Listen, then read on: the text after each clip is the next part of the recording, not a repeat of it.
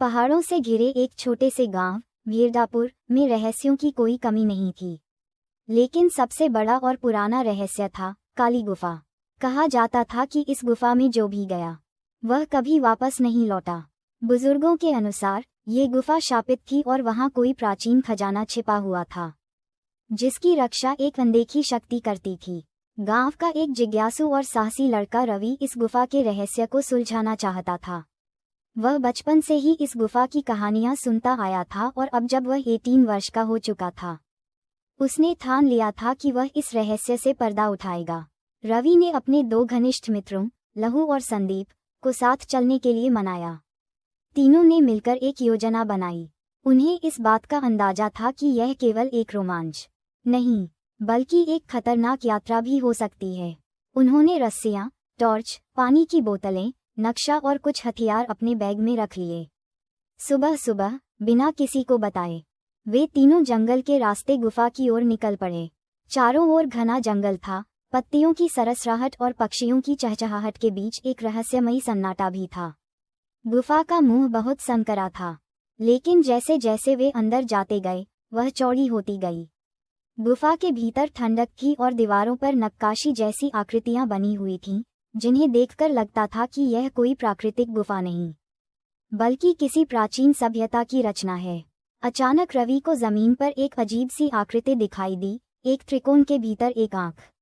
उसे याद आया, उसने ये चिन्ह अपने दादाजी की पुरानी किताब में देखा था।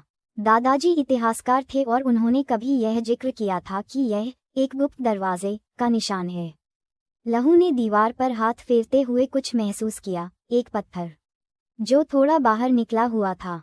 जैसे ही उसने उसे दबाया, दीवार का एक हिस्सा पीछे की ओर सरक गया और एक नया रास्ता खुल गया। अब उनके सामने एक संकरा मार्ग था जो एक अंधेरे हॉल में खुलता था। हॉल के बीचों बीच एक बड़ा पत्थर का सिंहासन था और उसके चारों ओर पत्थर की मूर्तियां थीं। ऐसा लग रहा था मानो वे किसी प्राचीन राजा की सभा में पहुंच गए हों। हॉल के एक कोने में एक और रास्ता था जो नीचे की ओर जाता था। तीनों ने साहस जुटाया और उस रास्ते पर बढ़ गए।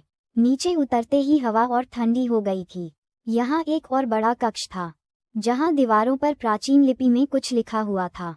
रवि को दादाजी की किताब की मदद से कुछ शब्द समझ में आए, जो लोभ करेगा वही विनाश पाएगा। कक्ष के केंद्र में एक पत्थर का संदूक रखा हुआ था, उसमें से हल्की सी चमक निकल रही थी।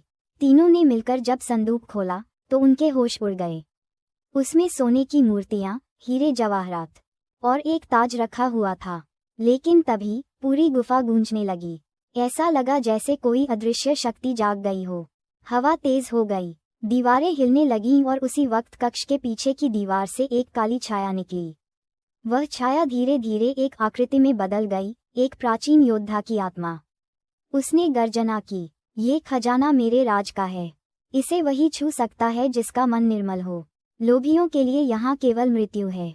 संदीप डर कर पीछे हट गया, लेकिन लहू ने हीरे उठाने की कोशिश की। तभी एक तेज रोशनी के साथ उसे पीछे फेंक दिया गया। रवि ने साहस दिखाया और योद्धा से कहा, हम केवल गुफा के रहस्य को जानने आए हैं, खजाने की लालसा नहीं। आत्मा ने रवि की आंखों में देखा और फिर कहा, यदि तुम सच्चे हो तो ये गुफा तुम्हें अपना रहस्य सौंपेगी। उसके बाद उसने एक अंगूठी रवि को दी और कहा, इस अंगूठी में ज्ञान है, शक्ति नहीं। इसका उपयोग केवल अच्छाई के लिए करना। गुफा धीरे धीरे शांत हो गई। रवि, लहू और संदीप ने खजाने को वहीं छोड़ा और बाहर की ओर चल दिए। बाहर निकलते ही गुफा का द्वार फिर से बंद हो गया, मानो वह कभी खुला ही न हो।